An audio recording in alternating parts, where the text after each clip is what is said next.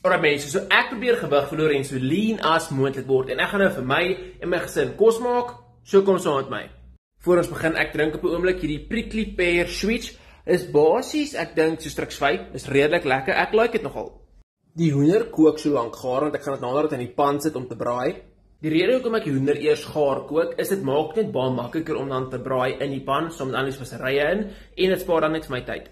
Alright, so hierdie rys was nou die laaste van die vorige sak.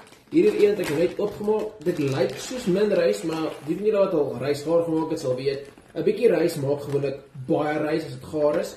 So ja, gaan min of meer 1 glas wees, want ek bedoel ons is 4 mense en ek en JJ is albei besig om te kap, so ons gaan nie soveel eet nie.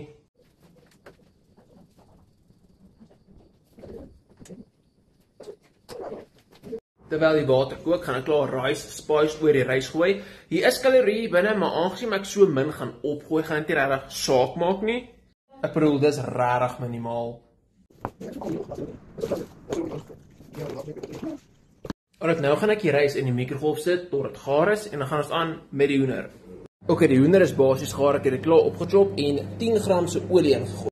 Gewoonlik wat ek doen is as 'n olie en ding is, vat ek net die hoeveelheid olie gedeel deur die hoeveelheid portion sizes, soos in hierdie geval 4 en dan moet ek basies 2.5 gram olie, wat nie baie is nie. Want ek bedoel, ek eet nie 10 gram olie alleen op nie, so ek deel dit net hierdie hoeveelheid portions of mense. En dan nou vir speserye gaan ek dit met opgooi vir nou tot ek basies gelukkig is met waar dit is, soos op die crispiness vlak. En dan gaan ek soos 20 tot 40 gram soos tomatiesous bygooi, want dit gee 'n bietjie meer soetigheid en 'n bietjie meer kleur en dit maak net oor die algemeen lekkerder. En weer eens, ek gaan die hoeveelheid tomatiesous vat en deel met die portion sizes. Okay, die hoender is reg en dit lyk baie lekker.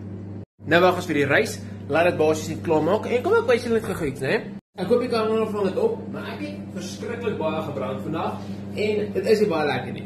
En dit het gebeur as ek probeer tan, dit werk dit nie uit nie. Alright mense, ek gaan weer my hand trekkie, my rug brand te veel. Die hoender en die rys is albei gaar. So ja, hoop ek 'n lekker dag en geniet van asseblief. Ek bedoel nie soos nou nie, maar in jou lewe.